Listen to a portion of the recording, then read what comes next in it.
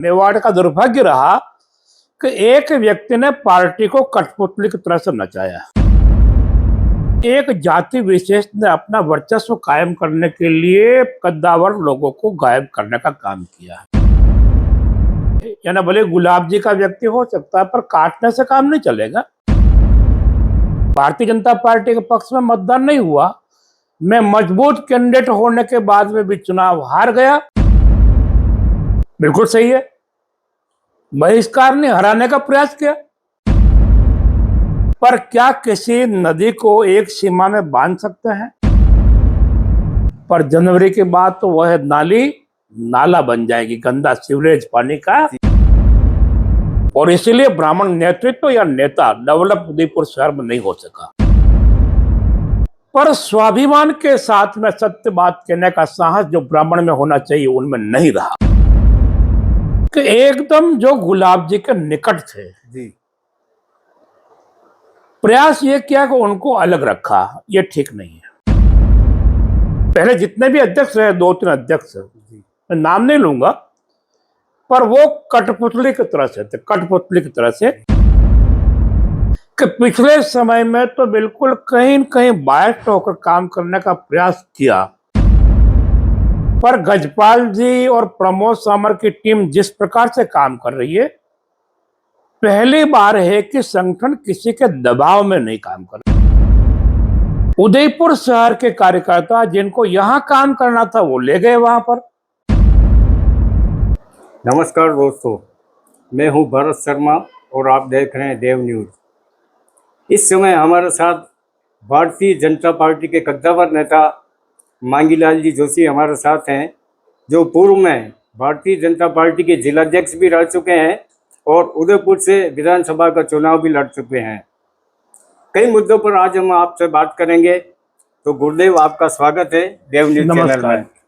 मेरा सबसे पहला सवाल गुरुदेव आपसे ये है कि वर्तमान में पिछले दिनों जो मंत्री जी आए थे यहाँ पर, उस दौरान कांग्रेस के जो कार्यकर्ता थे उन्होंने मंत्री जी से कुछ वार्ता करने की ऐसी कोशिश की थी, लेकिन उन कार्यकर्ताओं के साथ में भाजपा जिलाध्यक्ष द्वारा या और भी भाजपा के जो नेता थे उनके द्वारा हाथापाई की गई। इसको लेकर आप इस पूरे मामले को कैसा देखते हैं? देखिए, लोकतंत्र में विपक्षी दल का विरोध करना वाजिब है, और चूंकि कांग्रेस के कार्यकर्ता उस कार्यक्रम में आए और अपने ओर से विरोध जता रहे, तब तक भारतीय जनता पार्टी ने कोई आपत्ति नहीं की। पर आने के बाद में वार्ता के बहाने जिस प्रकार से भाषा का प्रयोग किया, काले झंडे दिखाने का प्रयास किया, तो भारतीय जनता पार्टी के कार्यकर्ताओं में एक आक्रोश का भाव आया। और इस कारण से जो घटनाक्रम हुआ, यूं भले ठीक न कहे, पर रास्ता क्या था? यानी कोई व्यक्ति किसी की इज्जत खराब करने का प्रयास करे तो जिलाध्यक्ष का दायित्व तो बनता है कि वास्तव में ऐसे लोगों को रोकने का प्रयास किया। नहीं माना तो कोई बात आगे बढ़ गई, इसलिए ठीक है। तो लोकतंत्र में उनका विरोध भी ठीक है, पर एक सीमा होनी चाहिए विरोध की। सीमा लांघेंगे तो कहीं न कहीं विरोध तो होगा, प्रतिक्रिया होगी। दूसरा गुरुदेव ये कि वर्तमान में भारतीय जनता पार्टी उदयपुर जो है, और मैं आपको जानता हूं और आपने भानु कुमार जी शास्त्री, भैरव सिंह जी शेखावत जैसे कद्दावर नेताओं के साथ आपको काम करने का, उस समय वरिष्ठ पदों पर रहने का अवसर मिला। क्या परिवर्तन और क्या बदलाव देखते हैं आप आज की भाजपा में और पूर्व भाजपा में? देखिए, समय के हिसाब से परिवर्तन तो वाजिब है। अब जैसे मैं आज से 35 वर्ष पहले, 35 वर्ष कोई कम समय नहीं होता है, शहर जिले का जिलाध्यक्ष था। पार्टी का विस्तार बहुत कम था उस समय।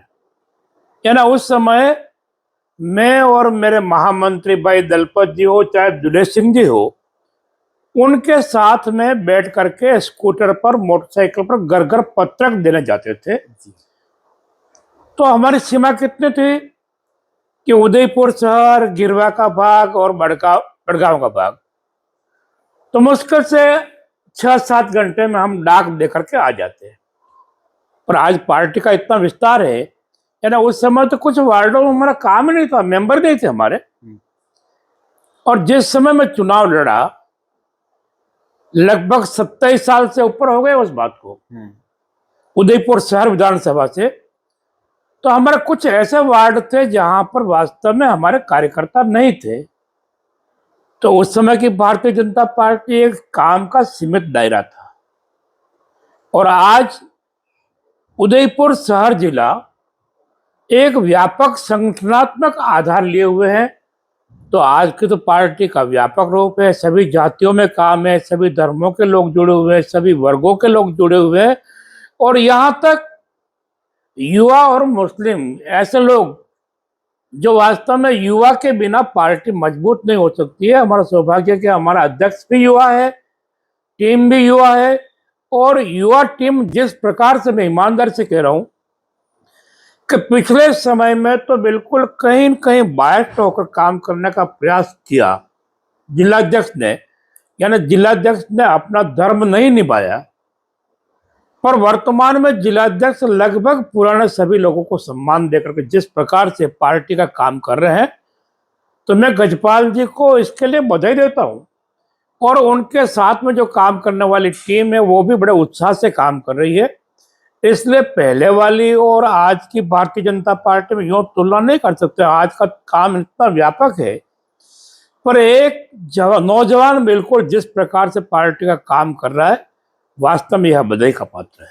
गुरुदेव, जैसा कि आपने कहा कि आप 97 में शायद विधानसभा का चुनाव लड़े थे आप, 98 में। उस समय आपके सामने कांग्रेस से त्रिलोक जी पूर्विया प्रत्याशी थे, और उस समय आपका जो कद था उनसे कई भारी था और आप काफी चर्चित नेता थे।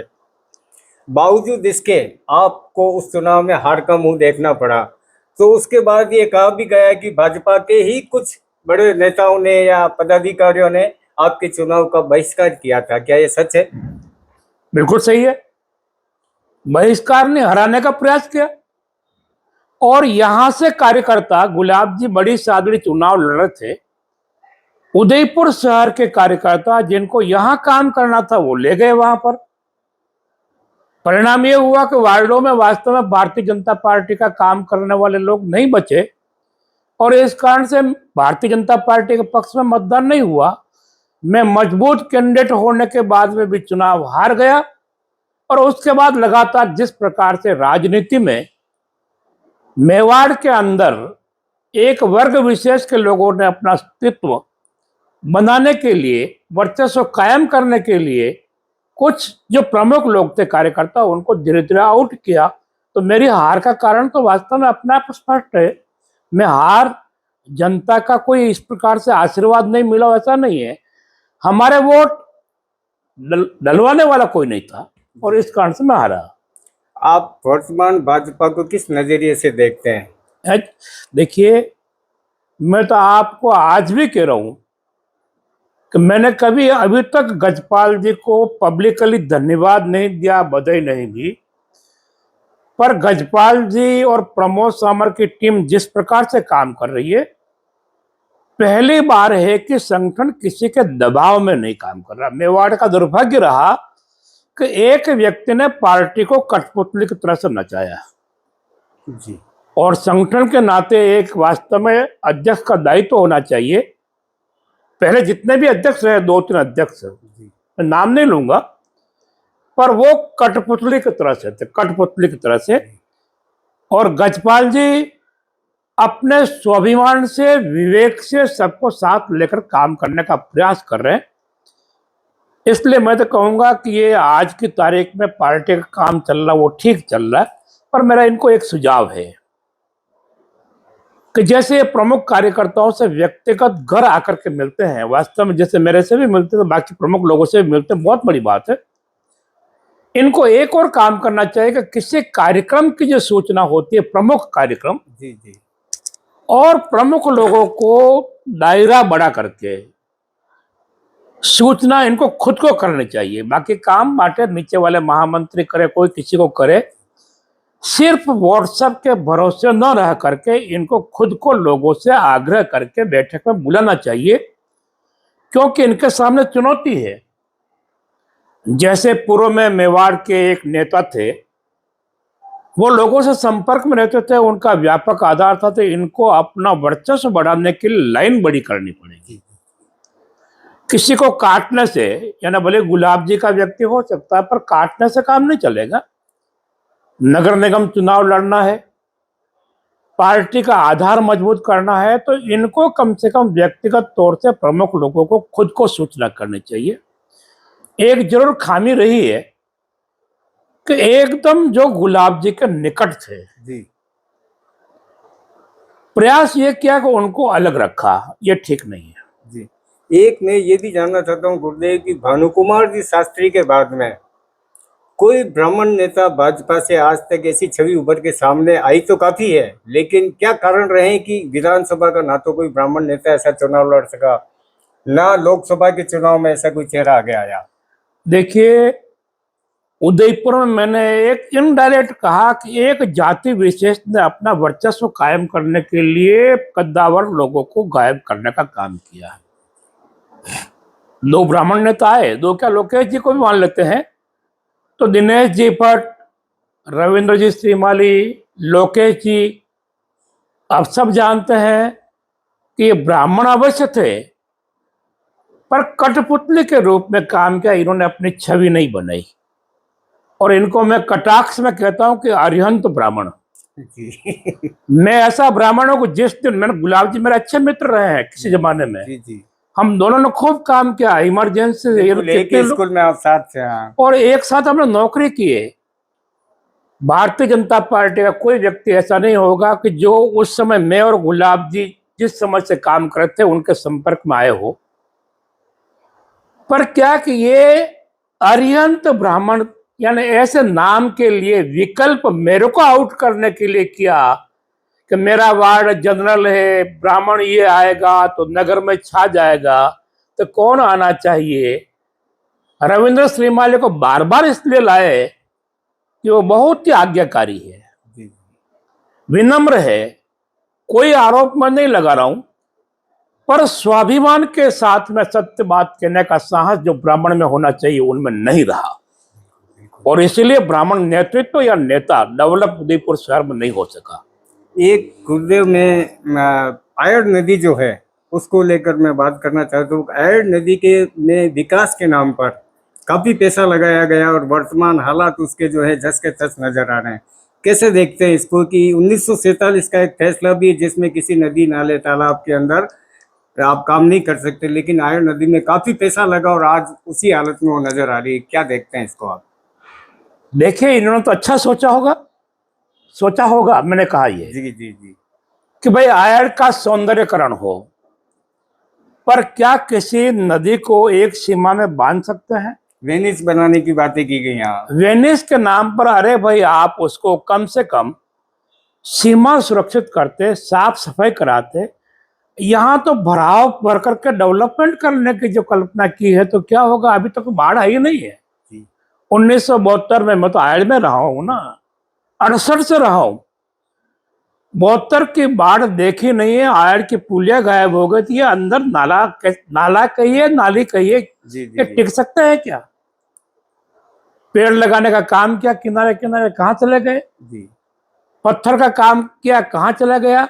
ये जरूर है कि भाई नाली वहां भराव भरने के बाद में थोड़ी बहुत सफाई की है, पर जनवरी के बाद तो वह नाली नाला बन जाएगी, गंदा सीवरेज पानी का। जी जी जी ये अभी अच्छा पानी मेरा बड़ा अच्छा लग रहा है, जी। पर उन्होंने अच्छा मान के किया होगा, पर लगता है कि जो वो चाहते हैं उस अनुरूप यह आयर नदी नहीं बन पाई। जनता का आक्रोश जो है कहीं न कहीं वाजिब लगता है। एक गुरुदेव आपसे आखिरी सवाल ये है कि आप जो युवा भारतीय जनता पार्टी के कार्यकर्ता है और जो वरिष्ठ नेता है, आपकी तरफ से उन लोगों को ऐसा क्या संदेश देना चाहते हैं कि वर्तमान में जो भाजपा है या भविष्य के अंदर क्या चेहरा भाजपा का होना चाहिए, किस तरह के नेता भाजपा में होने चाहिए? देखिए, भारतीय जनता पार्टी में सामान्यतः स्वाभिमान लोग आते हैं, जिनके मन में राष्ट्र के प्रति समर्पण का भाव हो, और जिस पार्टी में जितने अधिक युवा होंगे वो पार्टी उतनी ताकतवर होगी। अच्छे सिद्धांत है, अच्छा ज्ञान है, पर ताकत नहीं है तो आप समाज में कोई परिवर्तन नहीं ला सकते हैं।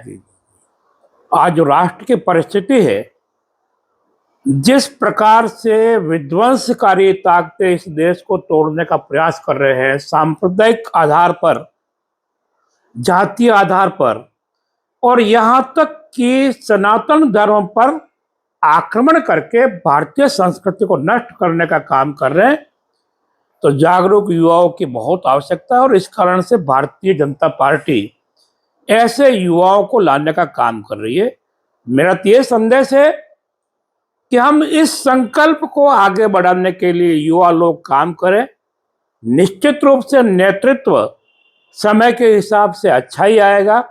वर्तमान में भी अच्छा काम हो रहा है और भारतीय जनता पार्टी का भविष्य भी युवाओं के कारण ही उज्जवल है। आज जिस प्रकार से प्रधानमंत्री जी काम कर रहे हैं, देश के स्वाभिमान को, गौरव को अंतर्राष्ट्रीय स्तर पर पहुंचाया है, तो वास्तव में पार्टी, माननीय प्रधानमंत्री जी और इसका नेतृत्व, संगठन का जो नेतृत्व है, शीर्ष नेतृत्व, प्रदेश का नेतृत्व, ये सारे बधाई के पात्र हैं। गुरुदेव, बहुत बहुत धन्यवाद। आपने हमें समय दिया, हमसे बात करने के लिए, इतने मुद्दों पे आपने चर्चा की। जय हो। दोस्तों, आज हमारे साथ थे मांगीलाल जी जोशी, जो मेरे भी गुरुदेव रहे हैं, मुझे भी आपने शिक्षा दीक्षा दी है।